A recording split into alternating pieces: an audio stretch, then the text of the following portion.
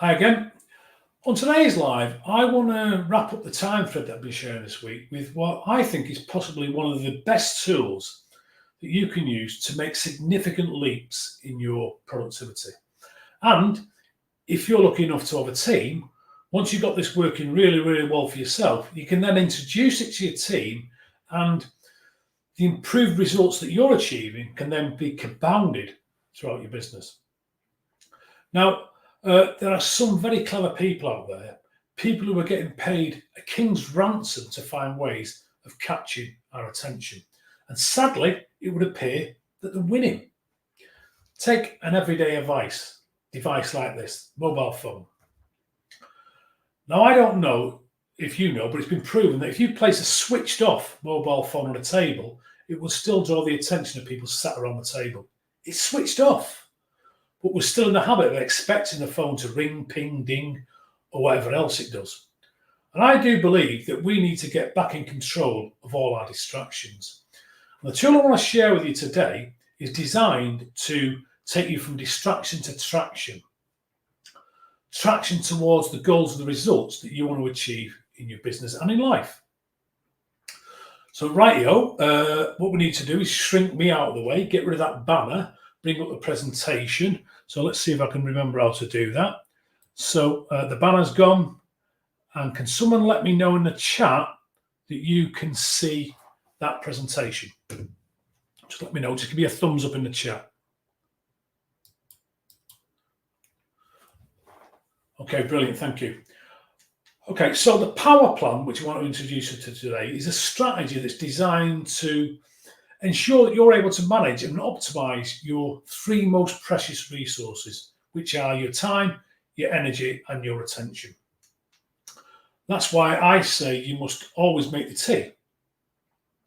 First for yourself and then for the rest of your team. Because that's your actual job. Your actual job as a business owner is to direct the time, the energy, and the attention of both you and your team towards the highest value activities or the highest result achieving activities within your business. The place to start with this is to discover who's drinking all your tea, or a better way of saying that is who or what is draining your time, your energy, and your attention. This is really important because when you allow that to happen, what you're effectively doing is giving away your power. And as a business owner, you've got an ever-broadening range of things that you're expected to do when you're running a business, but you've got limited energy. Such a wide range of roles is a real drain on that energy and on that power. First of all, you've got the queue of the people that form outside your office or your metaphoric office, wanting to discuss something or pick your brains. Now, have you got a minute, boss? And what often happens is they want to pass their problem on to you. So you end up doing someone else's job, and that's a further drain on your power. And your own to-do list just keeps getting longer and longer and longer. That's another drain. This can often lead to you feeling the need to multitask, because you often have to interrupt what you're doing in order to do something else. And then you get interrupted while you're doing something else until it can get to the point where you don't remember what you're trying to do in the first place. And the idea of multitasking, well, that's just a real killer, because it often leads to you working late in the night or giving up your weekends to play catch up. And that can leave you feeling a bit burnt out and frazzled. And it often feels like you're a pinball getting bounced from one thing to another and not really getting to do the things that you want and need to do. But that's not what it's meant to be. That's not how business is meant to work. And the idea that you can multitask your way to a better business, that's just a total myth. Now, I don't know if you realise, but as human beings, we're not capable of paying attention to two things at once. Our brains are just not designed to function that way. We're more like single core microprocessors, where we create the appearance that we're multitasking, but what we're actually doing is we're switching rapidly back and forth between tasks. But here's the thing. That switching comes with a cost for processors, and it comes with a cost for people. The cost is lower efficiency, lower performance, and often can result in a breakdown. So what I suggest is that instead of your brain or your diary or your plan for the day, week or month or year looking something like this, where you're just letting everything come at you, you're going to have a far better chance of taking control and being successful if you create a power plan for yourself, a plan that's designed to take this disorganized mess that you can see on the screen there, which is what most people's plan looks like, and transform it into something that looks a bit more like this. Now, before I get into this, I want to stress, this is just an example. You're going to have to work towards creating your own version of this, a version that works for you. And it's going to take a bit of groundwork, but it's so worth the effort. Because instead of coming in at the start of the week and your time, your energy, and your attention getting sapped away, you've already got a plan for exactly what to focus on, so that you're working on the important stuff and getting the important stuff done in your business, all the high value activities, all the high result activities. And also by having one of these, you're also going to be able to realize when you're off track. And that means then you can course correct at speed. Now, I don't know if you've realized during the course of this week, but I'm a bit of a sucker for an acronym. And POWER is an acronym for Perfectly Optimized Week for Exceptional Results. Perfectly optimized week for exceptional results. I suppose you could change the E to effective, and then you'd have a perfectly optimized week for effective results, whichever you want. So let's now have a look at how you could actually go about creating one of these for yourself. And who knows, you might want to start drawing yours up now. I just want to give you some ideas to get your own creative juices flowing. It all starts with you deciding the hours that you want to work. And it doesn't have to be the same every day of the week. That's a bit of a novel idea, and it decide the hours you want to work. Now, you don't have to do what I've done here, which is theme the days. But by theming the days, what I'm actually doing is I'm sending a signal to my brain that this is my number one focus. And that means that if I can tick off my number one focus every day, it doesn't really matter what the rest of the day throws at me, because I've already won the day. And in business, we need to count our victories. Now, the first thing you want to schedule in is the things that you need to do to maintain your energy. So that could be things like meals, exercise, chill time, time to meditate if that's your thing. By the way, of example, what I've done here is I've put in lunchtime.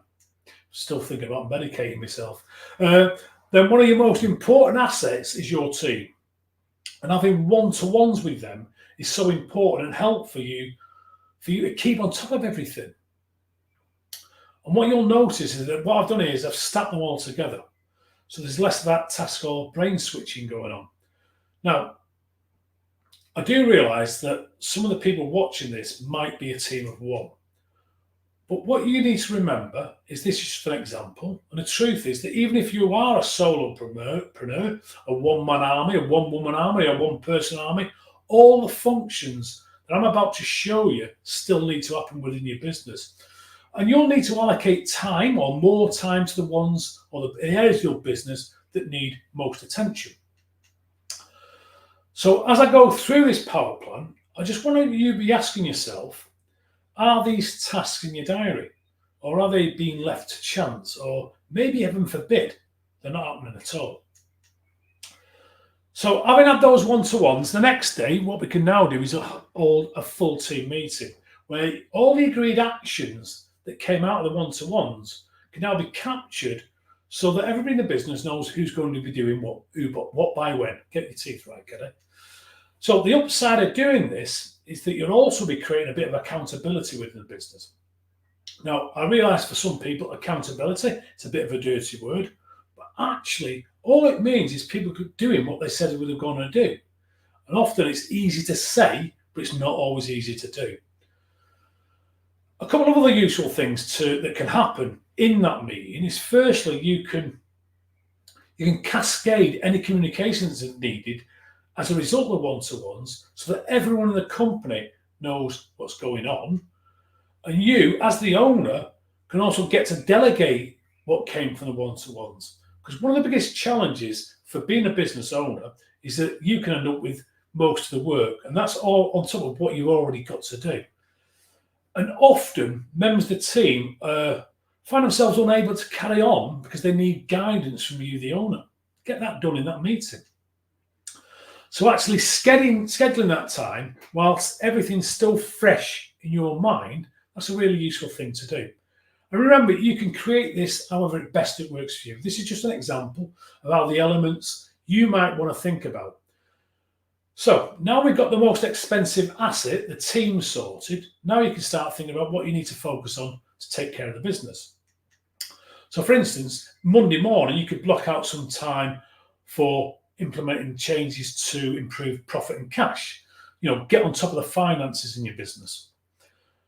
For those of you that are a bit eagle-eyed, by the way, if you see me looking off to the left, that's because that's where the presentation is to me. For those of you that are eagle-eyed, you may have noticed that I've left the first hour of each day free. I'll share with you more about what that time can be reserved for a little bit later. But for now, just realise that I've left that gap there deliberately. After profit and cash, you could reserve a block of time for working on revenue and marketing, implementing ways to improve the conversion rate in your business for inquiry to sale, so that you're actually driving sales and you're growing your business by using your assets much more effectively. And back to the final block after lunch, you could block in some time for working on operations and systems. So you're actually devoting time now to work on the business processes. Then we can always round the day off with some emails and some admin work. And you want to be doing this stuff when you require a lot less brain power. So the end of the day is a really good time for that because you might be flagging a little bit. Now, please know, this also means that you're not checking your emails throughout the day like so many other people do in business. What you'll also know is that when you do things this way, it means you're no longer getting pulled into someone else's agenda. You're staying focused on what's important to you, to your business, and to your future. You're in control, and you're the one who's now holding on to your power. So, okay, Tuesday's already pretty stacked up. So what I've done is I've allotted some time in the afternoon to focus on financials and KPIs, where we're dedicating some time to look at the dashboards in the business. And you can do that right after speaking to your bookkeeper or your accountant. So you're actually working with up-to-date and relevant information. And once again, you'll notice by doing it this way, you're eliminating that need for task or brain switching. Now, Wednesday morning, I've reserved some time for innovation and leadership, which is perfect for thinking about how can you communicate your progress towards the vision in the weekly team meeting. And you can see now by Wednesday lunchtime, you've worked on most of the areas of your business, and worked on is really important and key word there, because working in will have your business standing still, working on will see your business making progress. Now, a great question to ask is, what can you do with the rest of the week? Well, wherever you want, you're the boss. I'm only joking, but just a little bit, because in truth, if you stick to your version of this, you will get more done in the first few days of the week than you usually achieve in an entire month, where you've been pulled in every single direction. It's important to remind yourself that you are the boss here, and often we can get drawn to whatever is shouting the loudest. And that's normally the urgent but not important stuff. And you're better being proactive about what you choose to work on. Now, for most of you, you might be thinking, this might be something that you want to work towards in your next sort of 1 to 3 year plan, particularly if you want to spend more time out of the business. Having said that, I do realise that this might be a little bit too flexible for most people. So let me suggest an alternative for how you could actually structure the rest of the week. Now, I do think that Wednesday afternoon, in our example, is a perfect time to get some extra flexibility. Either take the time off to recharge, or spend some time with your family, or energise yourself. Remember, this is your power plan. And if recharging your batteries makes you more productive overall, that's a really smart move, isn't it? Now, Thursday is about focusing on what often gets neglected but needs a lot more attention in most businesses, and that's driving revenue and marketing. Now, if you've got a larger business, you may want to place a larger focus on operations and systems. I haven't got time today to go into the 4 stages of business growth, which shows you where the focus needs to be in bigger, more well-established businesses. I will do a live on that in a future broadcast. But after lunch, what I've done here today is I've placed some time for operations and systems, and a bit more time for admin and email. And then finally, Friday, which as you can see I've themed as Freedom Friday, where you actually take the day off and get away, because now you're building a business that isn't so reliant or so dependent on you. Or it could be, you could be calling it Flexible Friday, where you get to catch up on other things in your business. It really is whatever works best for you, because remember, you are the boss.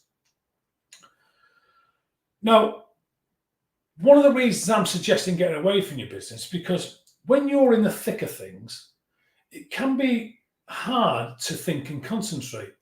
And if you find it difficult to get away from your business, I know some of you will, as a suggestion, you can use that slot in the first hour of the day to schedule some thinking time, actually creating some undisturbed time to ask yourself some really useful and deep questions that will help you avoid costly mistakes, and where you can come up with some innovative and creative solutions to drive your business forward.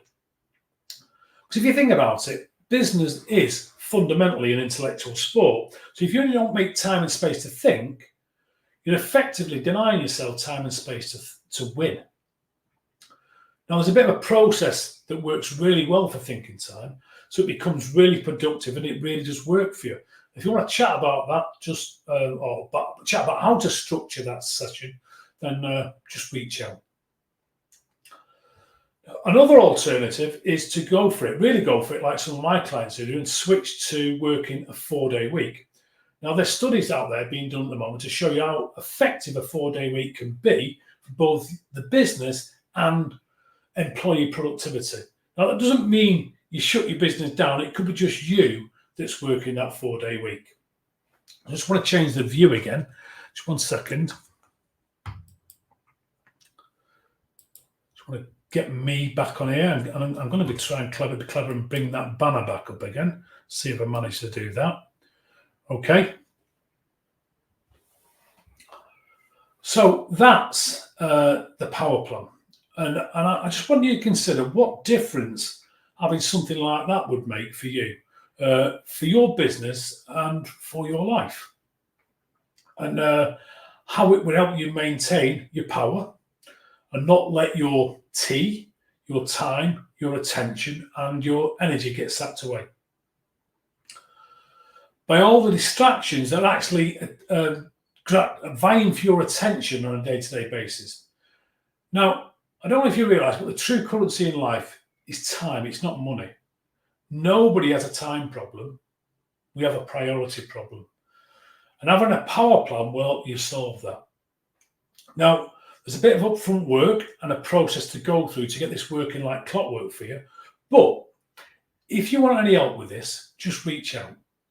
So that's my first week of live streaming, and next week I want to switch things up a bit, because everything I've shared with you this week works. It just does.